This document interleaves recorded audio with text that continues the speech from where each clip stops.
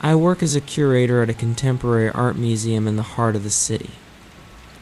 Every evening after my shift, I take the same subway to a nearby art supply store. It's my little ritual, a chance to escape the chaos of the museum and gather inspiration from the vibrant world around me. About a year ago, a peculiar artist began riding the same train a young woman with an air of mystery about her. She had long, dark hair that often covered her face, and she always clutched a large, tattered portfolio like it was a lifeline.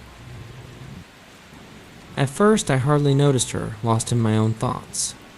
But soon enough, her intense gaze became impossible to ignore.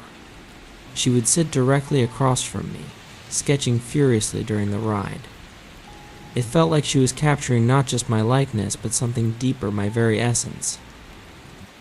Over time, I began to feel unsettled by her unwavering attention, as if she were peeling back layers I wasn't ready to reveal. One stormy evening, I found myself dozing off after a long day. I jolted awake to find her sitting right next to me, her portfolio open and resting on her lap. Panic surged through me. I could feel her eyes on me, wide and intense, and it felt predatory. "Can I show you something?" she whispered, her voice low and inviting. My heart raced. Okay, I managed, leaning closer to see what she had drawn. The page depicted me in a distorted way, my face twisted and contorted, my eyes hollow, surrounded by swirling shadows. "This is disturbing," I stammered, a chill creeping up my spine. "Thanks." "I see the truths people hide," she said, her smile unnaturally wide. "I want to draw you again. You have a story that needs to be told." Before I could protest, the subway stopped, and I bolted off, heart racing. The next day, I spotted her in the art supply store, sketching in a corner. When our eyes met, she waved with a giddy enthusiasm that sent shivers down my spine. "I've been waiting for you," she exclaimed. "Are you here to draw me again?" I asked, trying to keep my distance. "It's more than just drawing," she insisted, her gaze piercing. "I capture emotion's hidden truths. You have a darkness waiting to be revealed." A mix of intrigue and dread pulled me closer. I sat beside her, and as she sketched, I found myself sharing fears and secrets I had kept hidden. With each revelation, an uneasy feeling washed over me, a sense that something beyond my understanding was at play. Weeks passed, and our meetings grew more intense. Strange occurrences began to unfold, whispers echoed in the hallways of the museum, shadows flickered at the corners of my vision. It felt as if I was being watched, not just by her, but by something lurking within the depths of her art. Then, one fateful day, she leaned in closer, her voice a conspiratorial whisper. "I want you to be the centerpiece of my upcoming exhibit. I'll create a piece that reveals your true self." My heart raced with a mix of excitement and fear. "My true self? What do you mean?" "Trust me," she urged, her eyes gleaming with an unsettling fervor. "Everyone has darkness inside. Yours just needs to be unleashed." Despite my reservations, I reluctantly agreed. As we worked together, the sketches turned darker, each one revealing grotesque images of twisted figures and shadows lurking behind me. I felt trapped in a nightmare, unsure of where her art ended and my reality began.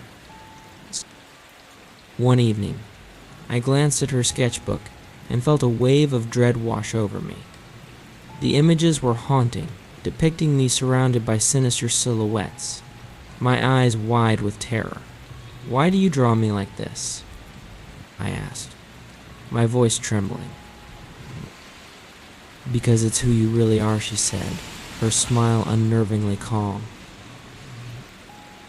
The night of the exhibit arrived, shrouded in an unsettling fog. As I stepped into the gallery, my heart raced with dread. The artworks lined the walls, each one more chilling than the last. At the center stood my portrait, dark and twisted, with shadowy figures clawing at the edges, as if trying to pull me into the canvas. Guests mingled, but I felt an oppressive presence. Suddenly, the lights flickered, plunging the room into darkness. Panic flooded my chest as I turned to the artist. "What did you do?" I revealed the truth, she exclaimed, her voice echoing as shadows from the painting began to move, creeping into the gallery like smoke. Horrified, I stumbled back as the shadows broke free from the canvas, swirling around me.